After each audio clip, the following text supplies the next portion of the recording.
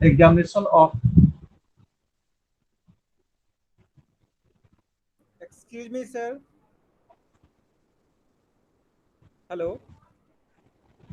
Hello. respiratory system. Hello. Excuse me, sir. Hello. हाँ hello. हाँ sir, good afternoon sir, नित्यांशु बोल रहा हूँ. Good afternoon. बोर्ड नहीं सर दिख रहा बोल क्या रहा सर? था सर, थोड़ा सा विजिबिलिटी नहीं है सर बोर्ड पे. हेलो. हाँ हेलो. हाँ जी सर, मेरी हाँ बात सर. सुन रहे हैं सर? सर क्या मेरी बोल रहे हैं आवाज़ सर? मिल रही है आपको सर? आवाज नहीं आ रही है आवाज आ रही, धीरे धीरे आवाज आ हाँ रही है सर, आपकी सर. बोल रहा था आपकी आवाज़ आ रही है सर, बोर्ड पे विजिबिलिटी कम है सर. मतलब बोर्ड एक सही मिनट से सर, नहीं दिख सुन नहीं पा पा रहा रहे है, जो हैं. लिख रहे हैं ना सर आप. नहीं सुन पा रहे सर, नहीं. आवाज बहुत धीरे आ रही है. एक सेकंड सर, एक सेकंड.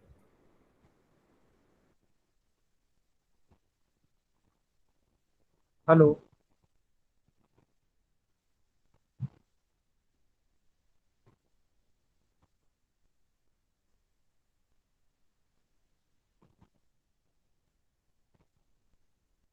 हेलो. एक सेकंड सर.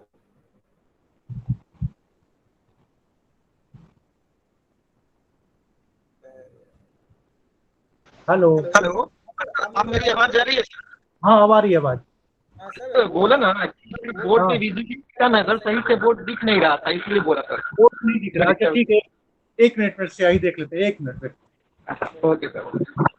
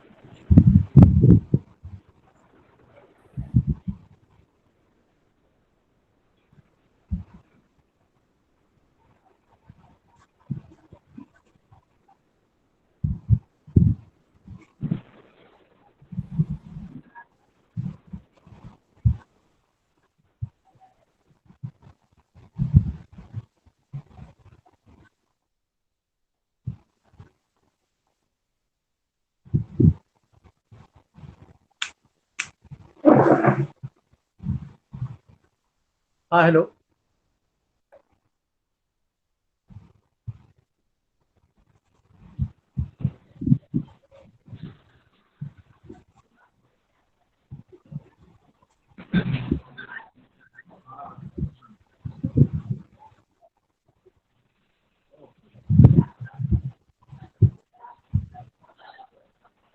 अब दिख रहा है? हाँ सर, हेलो. सर ठीक है. Okay okay. ठीक है सर, ओके. आज टॉपिक है हमारा एग्जामिनेशन ऑफ रेस्पिरेटरी सिस्टम. ये हॉस्पिटल प्रैक्टिस का है. तो दो तीन टॉपिक्स इसमें रह गया है.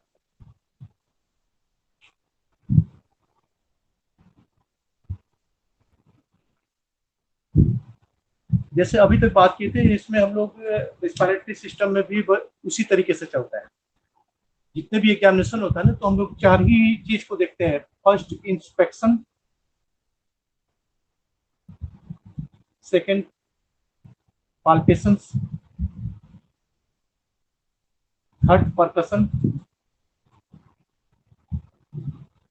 And fourth auscultations. तो रिस्पिरेटरी सिस्टम में भी वही चार प्रोसेस हमारे सामने आता है: इंस्पेक्शंस, पाल्पेशंस, परकशंस एंड एक्सकल्टेशंस. सबसे पहले बात आता है कि क्या करते हैं जब भी फिजिकल एग्जामिनेशन करते हैं रिस्पिरेटरी सिस्टम का. तो क्या क्या इन चारों में हम लोग क्या क्या करते हैं वो हमें देखना होता है. तो अगर स्टेज की बात करें तो स्टेज में फर्स्ट स्टेज हमारा इंस्पेक्शन आता है, और इंस्पेक्शन के बाद फिर ये पाल्पेशन. क्योंकि पहले भी बता चुके हैं, जब भी पेशेंट आता है या पेशेंट का अटेंडेंस आपसे बात करता है, तो उसकी हाव भाव एंड बॉडी एटीट्यूड, इस चीज पर हमारी बहुत विशेष नजर रहती है.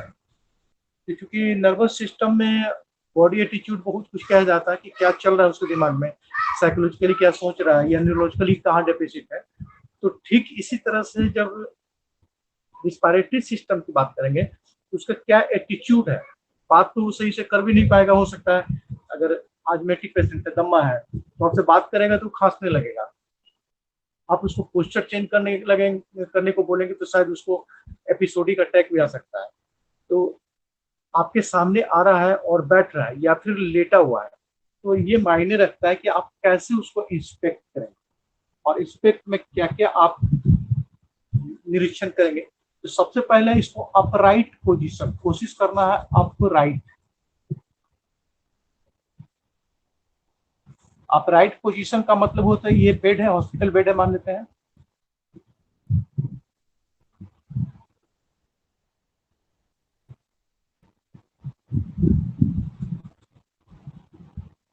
ये सपोर्ट हो गया,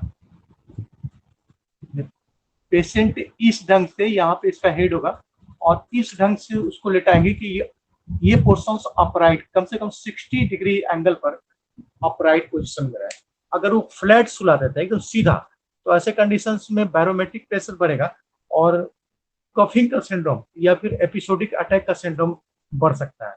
तो ऑलवेज इंस्पेक्शन से पहले आपके पास पेशेंट आता है, उसका पहले एटीट्यूड देख लीजिए, चलने का ढंग देख लीजिए और उसके ब्रीदिंग पर नजर रखना है और तुरंत उसको अपराइट पोजीशन में आप हॉस्पिटल बेड पे उसको पहले रेस्ट में भेजिए। अब रेस्ट में चला जाता है तो क्या क्या देखना है वो हम एक एक करके बात कर लेते हैं।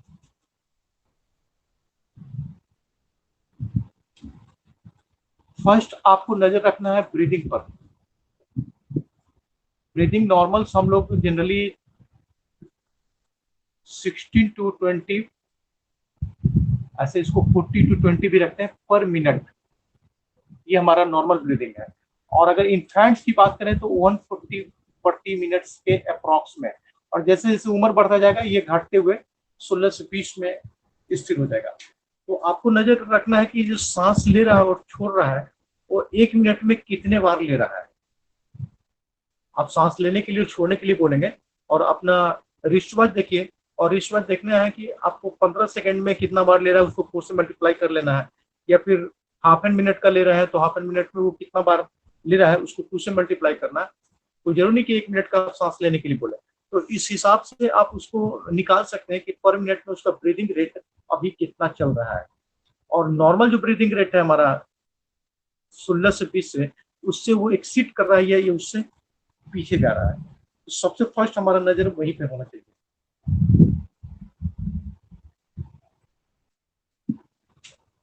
सेकेंड सबसे इंपॉर्टेंट साइनोसिस, बाकी सब एग्जामिनेशन होता रहेगा और देखते रहेंगे, लेकिन सेकेंड जो सबसे पहला जो एग्जामिनेशन पॉइंट ऑफ व्यू है हमारा वो साइनोसिस का है। बोर्ड दिख रहा है ना सबको? Hello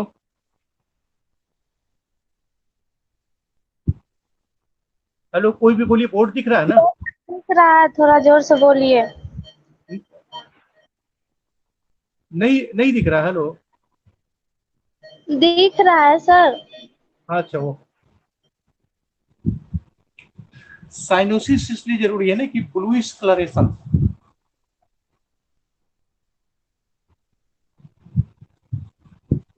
of skin and mucus membrane. और बार बार बता चुके हैं जब भी ब्लूइश कलरेशन हो जाएगा मतलब ये एक चीज की ओर इशारा करेगा, ऑक्सीजन डेफिशिएंसी। जो टिश्यू डिमांड है ऑक्सीजन है उससे वो डिफिसिट करेगा, तभी ये कलर ब्लूइश कलर में कन्वर्ट करेगा। तो उस पर बहुत विशेष नजर रखना है।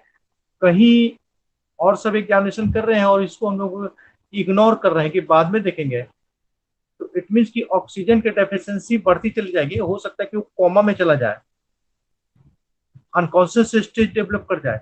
इसलिए बेटर है कि सबसे पहले आप इसके साइनोसिस पर ही नजर रखना है, साइनोसिस का क्या पोजीशन है और उसके आधार पे आपको देख लेना है। और साइनोसिस में यह भी देख लेना है कि सेंट्रल साइनोसिस है या फिर पेरिफेरल। अगर सेंट्रल साइनोसिस है, टंग वगैरह अगर ब्लू कलर हो गया है तो बहुत ज्यादा चिंता की बात है,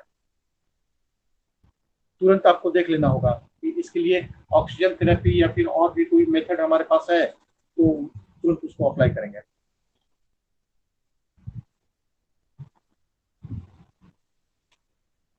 उसके first lip breathing, first lip breathing का मतलब कि वो सांस लेते समय जब सांस ले रहा है तो अपने मुंह को ये किस ढंग से, अपने लिप्स को गोल बनाकर, ये जबरदस्ती फोर्सफुल ब्रीदिंग तो नहीं कर रहा है। मैंने छोटा बच्चा मुंह जैसे गोल बनाता है ना, कहीं वैसा तो नहीं है। ऐसे माउथ का ये एटीट्यूड होना चाहिए ना हमेशा, लेकिन उसमें ये छोटा हो जाएगा।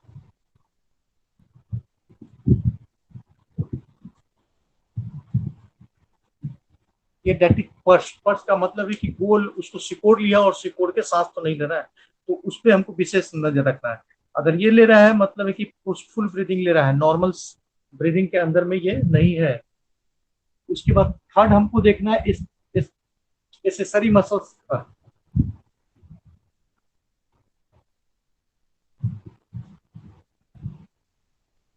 एसेसरी मसल्स आपको बता चुके हैं, पढ़ा दिख चुके हैं। नेक का मसल्स हो गया, स्टर्नोक्लेडोमास्टोइड, स्टेनियस, प्लेटेज। उसके बाद आपका एब्डोमिनल मसल्स, ये सब मसल्स हमारा एसेसरी मसल्स है। तो एसेसरी मसल्स अगर ब्रीदिंग में हेल्प कर रहा है मतलब कि ब्रीदिंग फोर्सफुल ब्रीदिंग ले रहा है, लंग्स प्रॉपरली इंटरकोस्टल मसल्स या डायफ्राम के आधार पर नहीं, इसके साथ सपोर्टिव मेथड पे चल रहा है, तो उस पर हमको नजर रखना है। उसके बाद हमको डायफ्रैग्मेटिक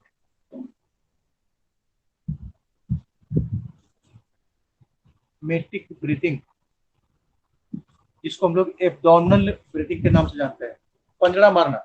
गांव में इसको साधारणतः निमोनिया के केसेस में पंजड़ा मारना जिसको बोलते हैं, तो medically that is diaphragmatic breathing या एब्डोमिनल ब्रीथिंग।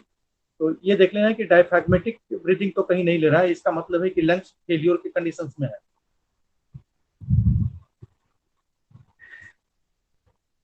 इसके बाद देखना है chest movement. Chest movement normally हमारा जब भी रिस्पायरेशन करते हैं तो एंटेरो पोस्टीरियर मेजरमेंट बढ़ जाता है, मैंने आगे से पीछे, ऐसे आगे से पीछे हम लोग बड़ा हो जाते हैं और फिर छोड़ते हैं तो ट्रांसवर्सली बड़ा हो जाता है, ये छोटा हो जाता है। इस ढंग से आगे पीछे चलता रहता है। तो चेस्ट मूवमेंट पर भी नजर रखना है कि वो प्रॉपर चल रहा है या फिर एंटीरियर और पोस्टीरियर से जो डिक्रीजिंग एंड इंक्रीजिंग स्टेज है वो घटवट गया है या फिर रुक गया है। उस पर जुगुलर वेन पर नजर रखना है। जुगुलर वेन जो वेन एक क्रॉस कर रहा है नेक रीजन में, वो मोटा वेरिकोज हो गया है या फिर नॉर्मल है। लिम्फास्मा के केसेज में, अस्थमा, क्रोनिक अस्थमा के केसेज में वो मोटा हो जाता है, वेरिकोज हो जाता है, तो उस पर भी नजर रखना है। उसके बाद बॉडी एटीट्यूड पर, बॉडी एटीट्यूड में आपको स्कोलियोसिस या फिर काइफोसिस, आगे की ओर झुका हुआ है या फिर किनारे की ओर झुका हुआ है, तो दोनों कंडीशन पे नजर रखना है।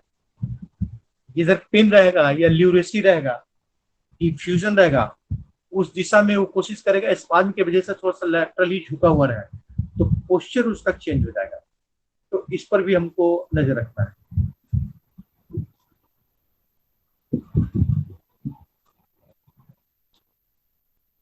उसके बाद नजर रखना है कहीं चाइन स्ट्रोक ब्रीथिंग तो नहीं है।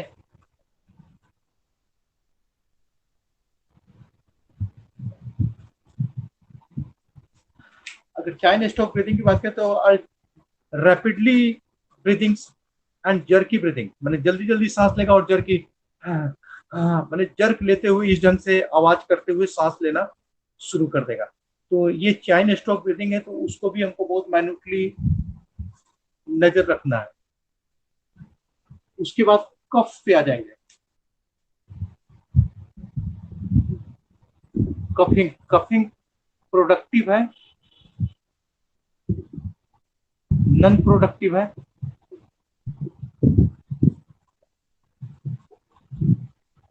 पुरुलेंट है या म्यूकोपुरुलेंट है। उसके बाद स्मेल,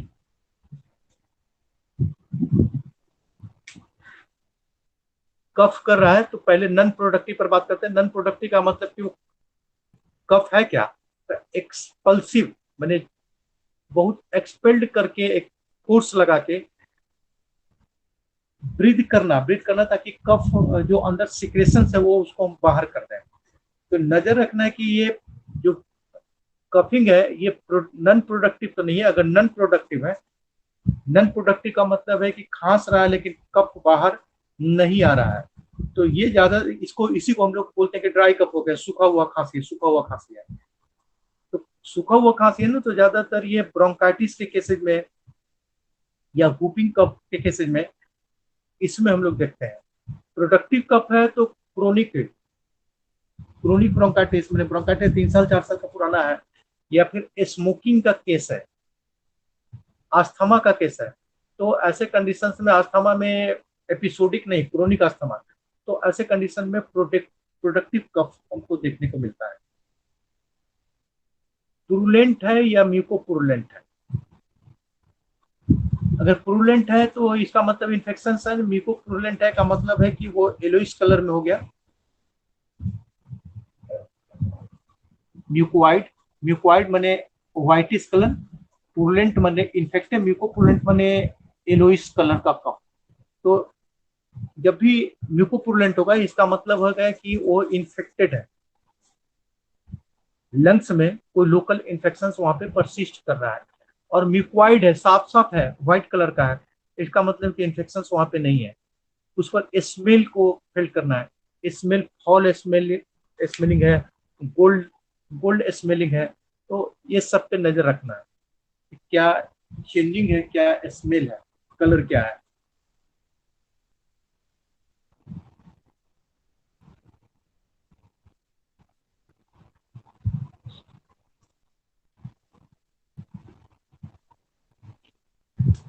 नेक्स्ट आता है पाल्पेशन।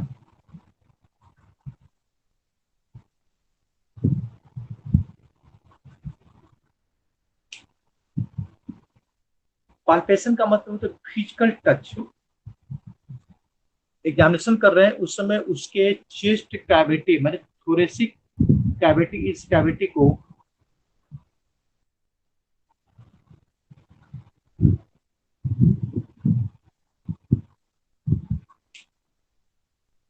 इस थोरेसिक कैविटी, इसके नीचे फिर एब्डोमिनल कैविटी आ जाएगा।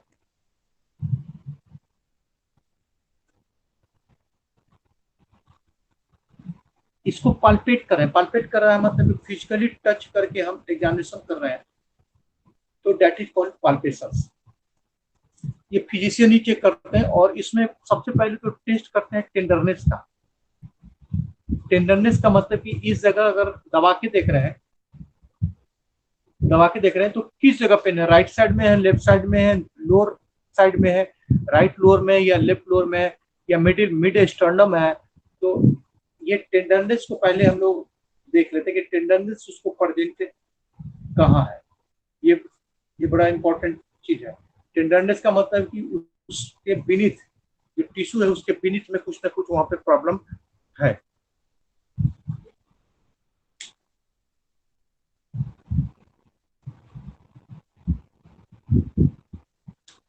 उसके बाद area of pain. Area of pain tenderness के अलावा अगर स्पाज्मोडिक पेन है या फिर सांस लेने में दिक्कत है, कहीं पर एकिंग पेन महसूस कर रहा है, तो उस चीज को भी हम लोग देख लेना। और ये बताता है कि उस लोकलाइज एरिया, जैसे कि दाहिने साइड में बोलता है सांस लेने में दिक्कत होती है, तो राइट लंग्स या राइट ल्यूरा में कहीं कोई प्रॉब्लम तो नहीं है, या फिर फ्रैक्चर्स रिब। अगर पेन है तो ये भी हो सकता है कि लंग्स का प्रॉब्लम ना हो, fractures rib, hair line fractures का वहां पर प्रॉब्लम हो सकता है। तो टेंडरनेस, स्पाज्म और ड्यूरिंग मूवमेंट, रेस्पिरेटरी मूवमेंट के समय जो पेन हो रहा है, ये इंडिकेट कर देगा इन्फ्लेमेटरी सिम्टम है, फ्रैक्चर का है, या फिर कोई लोकलाइज वहां पे लीजन का है।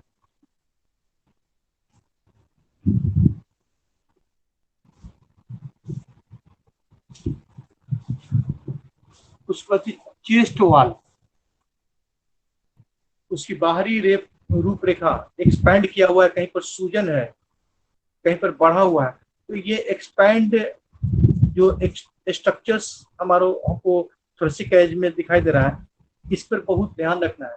उस वक्त बैक साइड में चल जाना है। बैक साइड में स्पाइनस प्रोसेस जो थोरेसिक वर्टिब्रा है, कहीं उसका स्पाइनस प्रोसेस भी कहीं हुक की तरह बाहर तो नहीं निकला हुआ है, तो ये पाल्पेट हम लोग करके देख लेंगे। एक चीज और देख लेते हैं, barrel shaped chip, barrel shaped chest. वाह, जैसे हमारा जो शरीर होता है ना, ये ऐसा होता है, ये गर्दन है, ये इस नीचे का पार्ट एब्डोमेन है। तो थोरेसिक हम इतना दूर मान के चल रहे हैं, तो इसका ट्रांसवर्स मेजरमेंट यहाँ से यहाँ तक का मेजरमेंट आप नाप लें, बहुत ज्यादा होगा। और एंटेरो पोस्टीरियर मैंने आगे से पीछे का मेजरमेंट करेंगे तो काफी कम होगा। मतलब कि हम लोग चपटा है, ऐसे करके चपटा है, ट्रांसवर्स से किनारे चौड़ा है। स्वाभाविक है, आप अपना शरीर देख लीजिए। और आगे से पीछे हम लोग कम है। जब सांस लेते हैं तो ऐसे आगे की ओर बढ़ते हैं, फिर ऐसे करके वापस ले लेते हैं। सांस लेते हैं तो बढ़ता है, फिर पीछे हम लोग सांस छोड़ते हैं तो पीछे हट जाता है। तो ऐसा हम लोग का स्ट्रक्चर है। ट्रांसवर्सली हम लोग लॉन्ग है और एंटेरो पोस्टीरियर हम लोग शॉर्ट है। एक कंडीशन में आता है बैरल शेप। बैरल का मतलब है बंदूक की नाल, उसी से निकाला गया है बैरल शेप चेस्ट। इसमें है ना कि ट्रांसवर्स मेजरमेंट घट जाएगा और एंटेरो पोस्टीरियर मेजरमेंट हमारा बढ़ जाएगा। मतलब ये शरीर ऐसा हो जाएगा।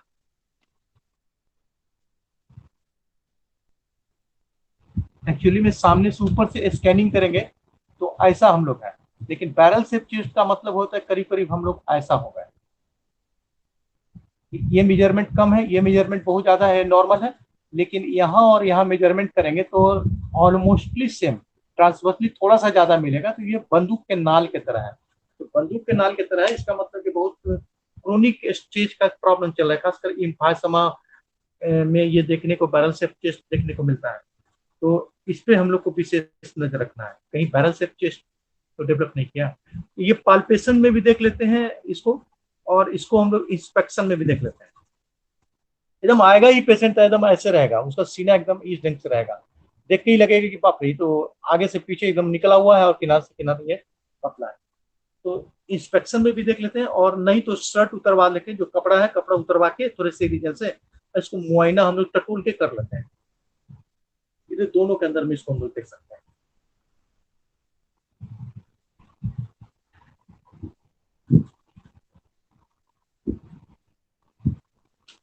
उसके बाद आता है परकसन।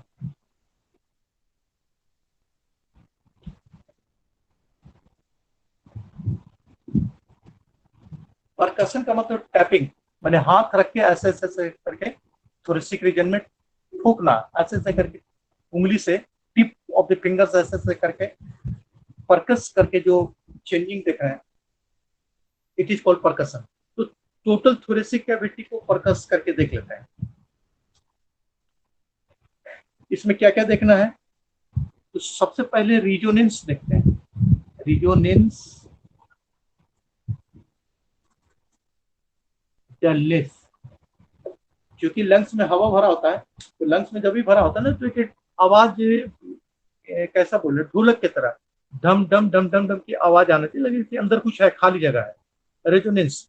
डलनेस का मतलब कि अगर ल्यूरेसी है, ल्यूरल फ्लूइड है, पानी जम गया लंग्स में, कफ जम गया है, तो ऐसे कंडीशन में हवा का अमाउंट कम हो जाएगा और लिक्विड या सेमी सॉलिड का अमाउंट बढ़ जाएगा।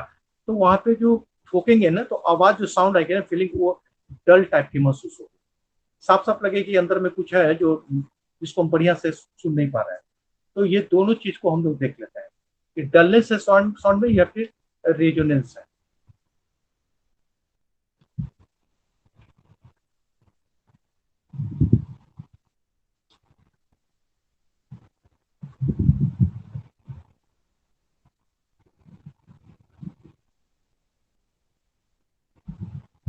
हेरेमिटस,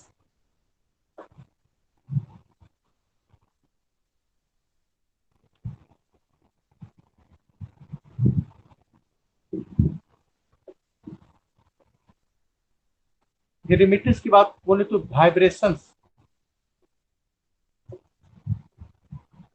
इन बॉडी ड्यूरिंग रिस्पायरेशन।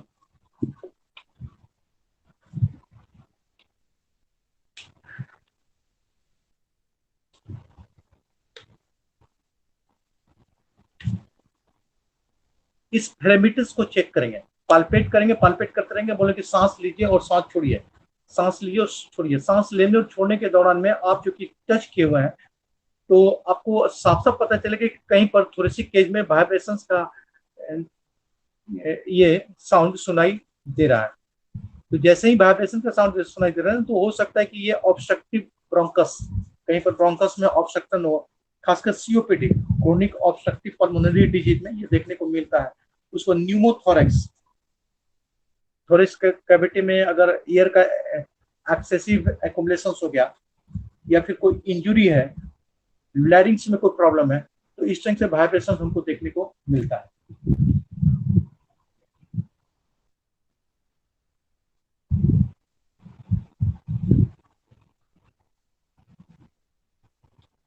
अगर रेजोनेंस देख रहे हैं, उसका पिच देख लेंगे। पिच का मतलब जो सुनाई दे रहा है उसका नोट्स कैसा है, नॉर्मल है, मीडियम है, डल है और हाई रेजोनेंस है। ये इतना चीज पर हम लोग नजर रखेंगे। नॉर्मल ब्रीदिंग में जो आवाज सुनाई देती है नॉर्मल क्लियर लंग्स में वो है, या फिर डलनेस है तो मीडियम टाइप का, थोड़ा हवा है, थोड़ा पानी लग रहा है, इस जंग का मीडियम रेंज का, या फिर कंप्लीटली डलनेस है, लेकिन लगता है कि ये कोई लिक्विड भरा हुआ है, या फिर हाई रेजोनेंस है। हाई रेजोनेंस का मतलब है कि एकदम बिल्कुल हवा भरा हुआ है। तो ये सारा कुछ को हम लोग एक एक करके हम लोग देख लेंगे। और नॉर्मल छोड़ के तीनों में से कोई भी आता है तो ये एबनॉर्मल स्टेज है, कहीं ना कहीं ये बता रहा है कि कुछ ना कुछ प्रॉब्लम है साथ में चल रहा है। उसके बाद कभी कभी टिम्पैनी में लाउड पिच भी हम लोग देखते रहते हैं इसमें।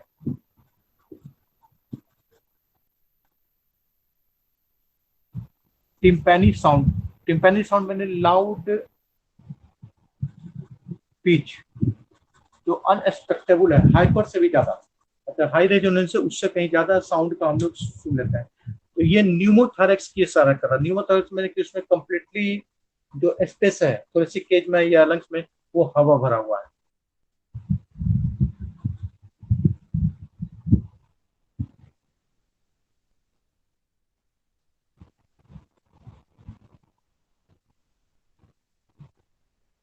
लास्ट में आता है स्कल्टेशन।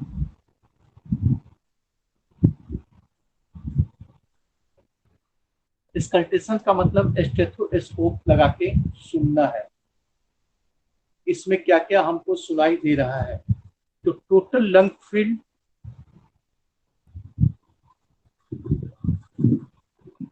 फील्ड में एंटीरियर एंड पोस्टीरियर दोनों साइड में हमको स्टेथो लगा के सुनना है बारी बारी से, और दोनों स्टेज में सुनना है। एक बार सांस लेते और छोड़ते समय, उसके बाद सांस प्रोलॉन्ग्ड इनस्पायरेशन, एकदम खूब लंबा सांस गहरा सांस लीजिए और रोक लीजिए। तो गहरा सांस लेते समय और सांस रोक लिए उस समय का स्कल्टेशन से वॉइस सुनना है स्टेथो से। और इसी ढंग से फिर एग्जिला में एंटेरोपोस्टीरियर के बाद एग्जिला किनारे किनारे वाले रीजन में भी हमको स्टेथो लगा के सुन लेना है। और क्या चेंजिंग है तो उसमें क्या क्या आपको एबनॉर्मल साउंड सुनाई देगा। तो सबसे पहले व्हीच सुनाई देगा। व्हीच का मतलब सीटी बजने जैसा आवाज सुनाई देगा। अगर ये सुनाई दे रहा है एक्सपायरेशन और इंस्पायरेशन के बीच में, तो ये दो इस चीज के लिए इशारा करा, या अस्थमा या इम्पायसमा, ये दोनों में हमको व्हीच साउंड सुनाई देगा। लेकिन व्हीच की जगह अगर ब्रोंकाई,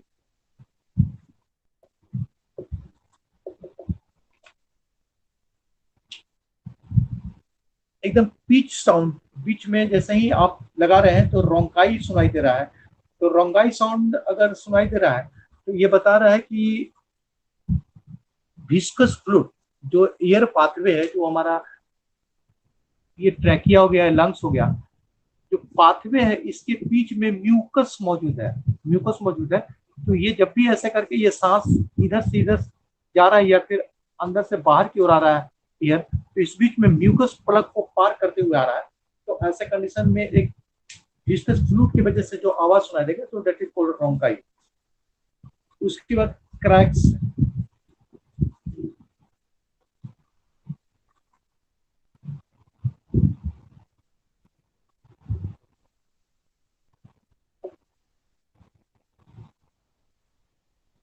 इसी को कोरस साउंड भी बोलते हैं।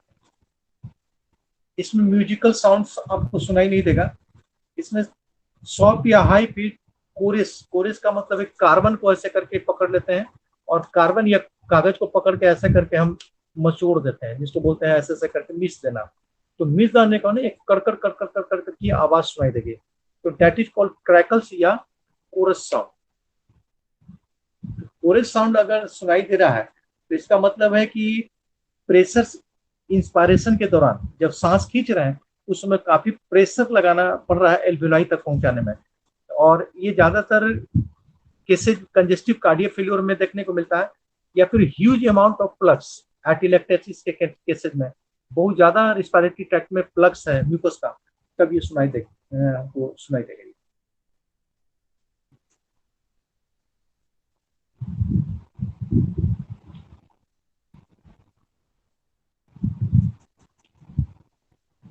उसके बाद स्पेशल इन्वेस्टिगेशन में आ जाते हैं। स्पेशल इन्वेस्टिगेशन में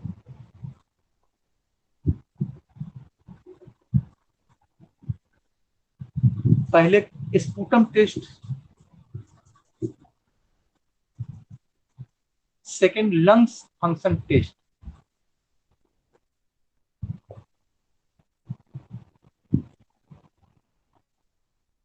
ये दो बड़ा इंपॉर्टेंट है। स्पूटम टेस्ट में अभी बता चुके हैं कि कफ वो कैसा है, म्यूकोइड है या म्यूकोपुरुलेंट है, ऑयली सॉन्ग है या उसमें फॉर्थी है, फॉर्थी का मतलब झाग है। तो स्पूटम टेस्ट को फिजिकल एग्जामिनेशन भी कराते हैं, स्पूटम टेस्ट को कल्चरल एग्जाम भी कराते हैं। कल्चरल एग्जाम में उसमें आइसोलेशन ऑफ बैक्टीरिया, कोई माइक्रो ऑर्गेनिज्म अगर उसमें मौजूद है उसके आइसोलेशन, उसको पहचान के लिए भी स्पूटम टेस्ट को हम लोग करवा लेते हैं। और lungs function test, lungs function test हम बता चुके हैं कि रिस्पायरोमीटर का इस्तेमाल करते हैं। क्लास में हम बता चुके थे कि मशीन होता है और रिस्पायरोमीटर में हम लगा के उसको सांस लेने और सांस छोड़ने के लिए बोलते हैं। तो सांस लेता और सांस छोड़ता है तो कितना वॉल्यूम ऑफ एयर उस इनस्पायरेशन के दौरान और कितना वॉल्यूम ऑफ एयर एक्सपायरेशन के दौरान नॉर्मल, और फोर्सफुल कितना इनस्पायर कर रहा है वॉल्यूम ऑफ एयर और फोर्सफुल कितना एक्सपायर कर रहा है, तो उसको अपने डाटा से टाइडल वॉल्यूम हो गया, एक्सपायरेटरी रिजर्व वॉल्यूम हो गया, इनस्पायरेटरी रिजर्व वॉल्यूम हो गया, उससे उसको मैच करा लेते हैं और पता कर लेते हैं कि लंग से उसका नॉर्मल फंक्शनल एबिलिटी में या फिजियोलॉजिकल कहीं पर वो लैग कर रहा है। ये इतना चीज हम लोग एग्जामिनेशन कर लेते हैं आपके रिस्पायरेटरी सिस्टम। लास्ट में एक और स्पूटम में खासकर ट्यूबरकुलोसिस में बड़ा इंपॉर्टेंट हो जाता है हेमोप्टाइसिस। हेमोप्टाइसिस का मतलब कि ब्लीडिंग,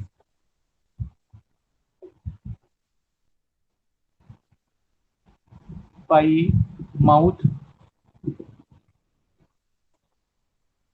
आइदर विथ कफिंग और वॉइडेड। खांस रहा है तो खांसते खांसते खांसते वो ब्लीडिंग कर दे रहा है, वो ब्लीड कफ के साथ भी हो सकता है, और वो वॉइडेड ब्लीडिंग, वॉइडेड में कि खाली खून का वो चुल्लू चुल्लू भर खून खांसने के दौरान निकल रहा है। तो ये ज्यादातर अगर वॉइडेड है, बहुत ज्यादा निकल रहा है, तो ये बता रहा है कि खांसने के दौरान कोई ब्लड वेसल्स डैमेज कर जा रहा है और डैमेज करने के बाद वहां से ब्लीडिंग कंटिन्यू हो रहा है और खास करके वो बाहर के जा रहा है। कफ के साथ आ रहा है, टीज ब्लड आ रहा है, तो इसका मतलब है कि इंफ्लेमेटरी सिम्टम है या फिर कोई लोकल कैपिलरीज वगैरह वहां पे थोड़ा सा फट जा रहा है खांसने के दौरान। तो वॉइडेड है या फिर कफ के साथ आ रहा है और स्कैंटी है, यानी टीज ऑफ ब्लड है कि एकदम फ्रेश ब्लड आ रहा है चुल्लू चुल्लू पर, तो ये डिसीजन मेकिंग में बहुत इजी होता है कि ब्लड वेसल्स रैप्चर किया है या फिर रिस्पायरेटरी ट्रैक्ट कहीं फट गया है, ये दोनों को डिसीजन मेकिंग में इजी हो जाता है।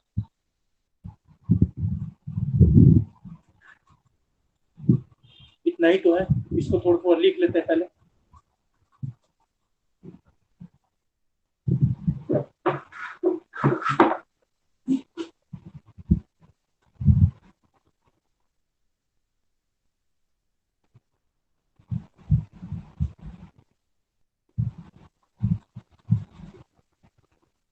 ठीक है, ये रिस्पिरेटरी एग्जामिनेशन लिखवा रहे हैं सर? हेलो हेलो हाँ लिखा रहे हैं। सर, एक सेकंड सर, रुकिएगा।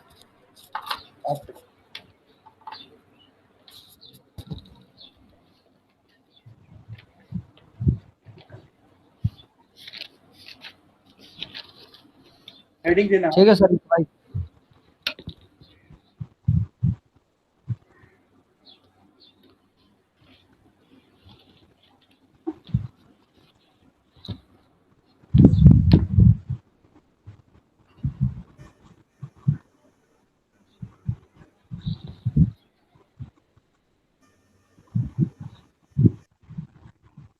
शुरू करें? सर शुरू करिए। हेडिंग देना है respiratory examinations.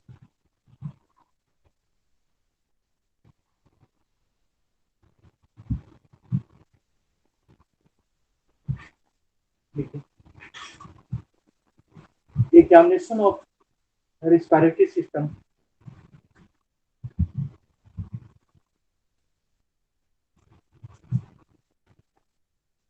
examination of respiratory system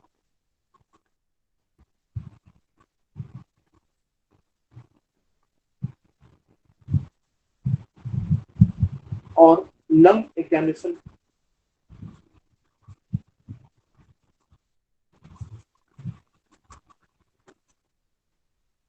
is a part of the physical examinations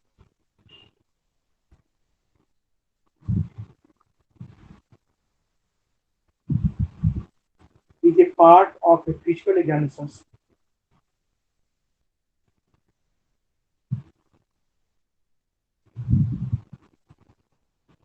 in response to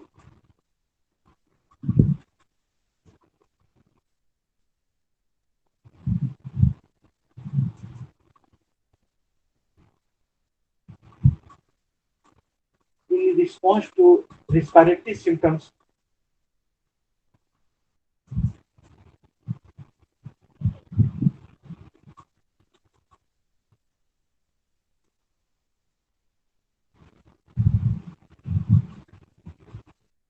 such as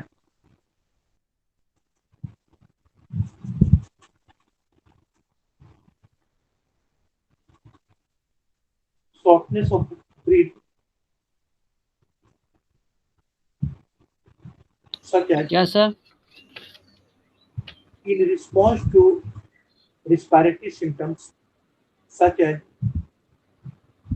shortness of breath. Sir second point लिखवा रहे हैं सर? नहीं उसी में कंटिन्यू है, पॉइंट अभी नहीं किया है। अच्छा, क्या बोले sir? Such as shortness of breath, such such as shortness, shortness, shortness of breath,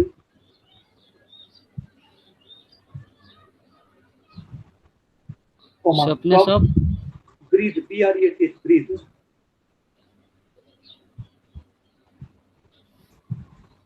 comma, cough or chest pain,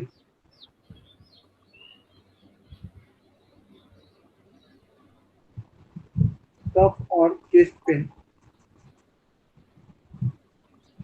chest pain. cough or chest pain, okay.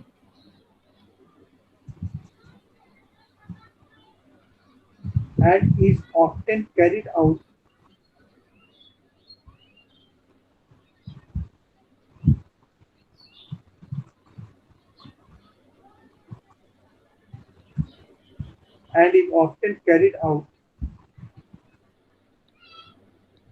Carry carried out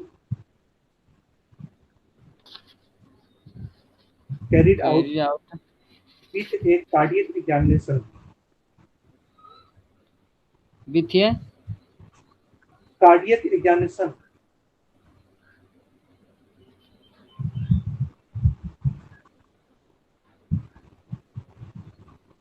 अब heading दीजिए purpose.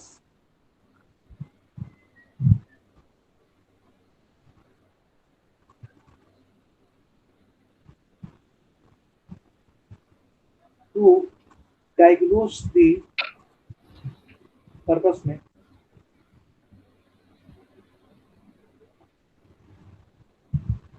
to diagnose the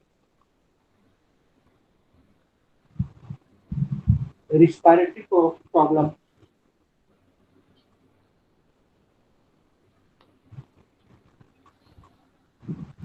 to diagnose the respiratory problem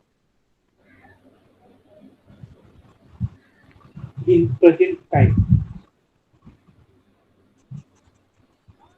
In क्या present sir respiratory problems in present time.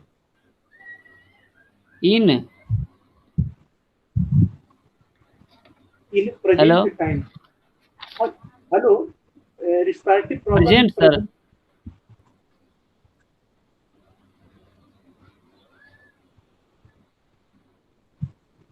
Hello हाँ सुन रहे बोलिए. Sir क्या बोले sir respiratory problems के बाद in present Respiratory problem in present time. आवाज मेरी नहीं जा पा रही है क्या? Sir hello? थोड़ा स्लो आ रहा है पता नहीं है. सब कुछ तो सुनिए, यहाँ तो शो कर रहा है सब कुछ. हेलो, अब आ रही है आवाज? Yes sir okay.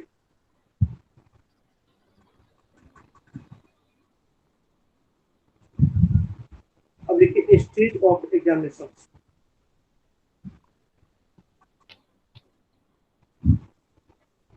ये पर्पस खत्म हो गया पर्पस बस इतना ही है. एग्जामिनेशन डायग्नोसिस हो ही गया तो. अब देखिए stage of examination.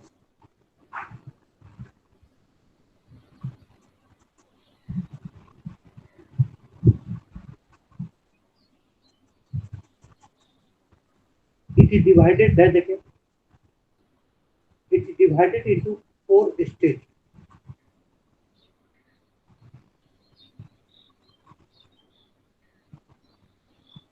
It is divided into 4 stages. किसके बारे में लिखवा रहे हैं सर फिजिकल एग्जामिनेशन एग्जामिनेशन के बारे में, रिस्पिरेटरी सिस्टम के एग्जामिनेशन के बारे में. ये टाइप सर ये टाइप किसका लिखवाएं 4 टाइप हेलो, ये 4 स्टेज किसका लिखवा रहे हैं सर इसी का ना इंस्पेक्शन पार्टीशन सब 4 स्टेज नहीं है. सर मतलब किसका 4 स्टेज है सर वो हेडिंग क्या बोले थे अभी रिस्पिरेटरी एग्जामिनेशन का मतलब समझ रहे हैं, सांस लेने और छोड़ने वाले सिस्टम का एग्जामिनेशन कर रहे हैं. तो सर एग्जामिनेशन पर्पस के बाद जो हेडिंग लिखवाए वो बताइए ना पर्पस के बाद बोले ना स्टेज लिखना है. सर स्टेज में लिखना है it is divided into 4 stage.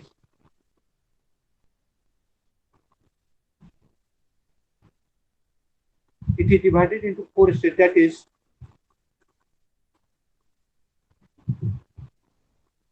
first में inspection,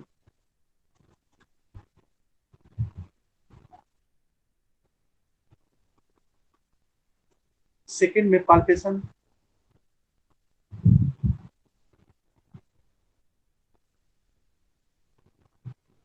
थर्ड में percussion,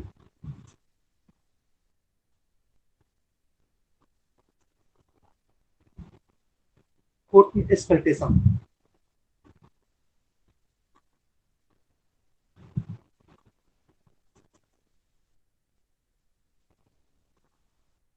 अब इंस्पेक्शन हेडिंग देना.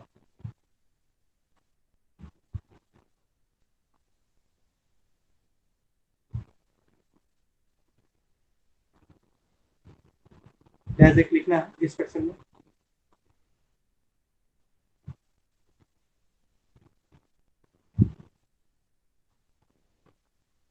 before inspections,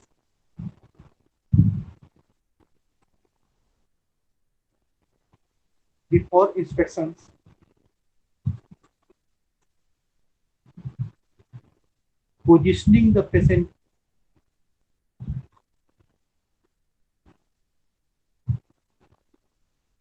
in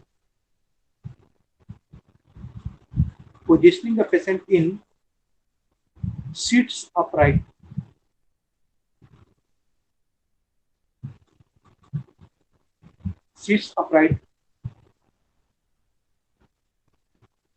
with their arms at the side,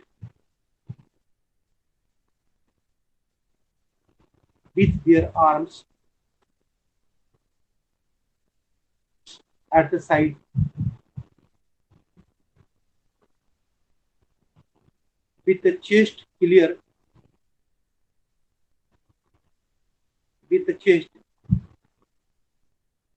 of clothing,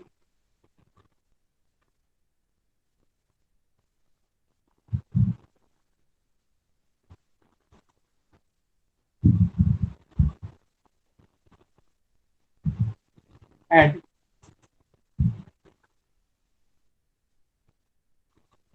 to ensure relax the patient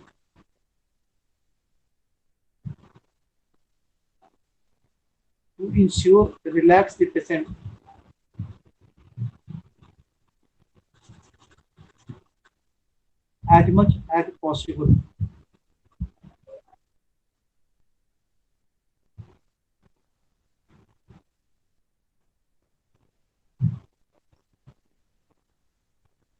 Then after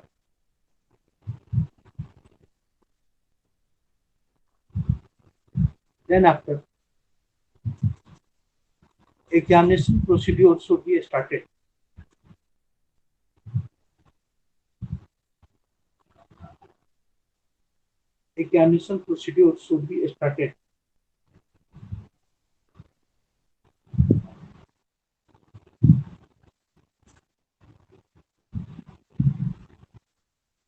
paragraph change हो जाएगा.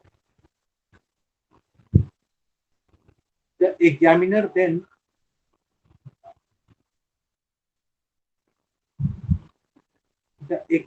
then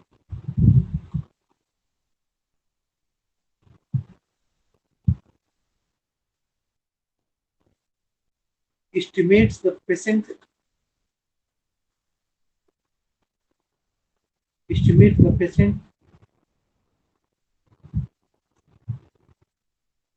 respiratory rate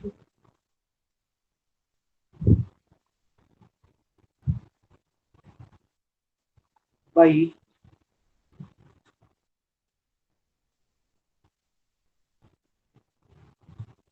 hello.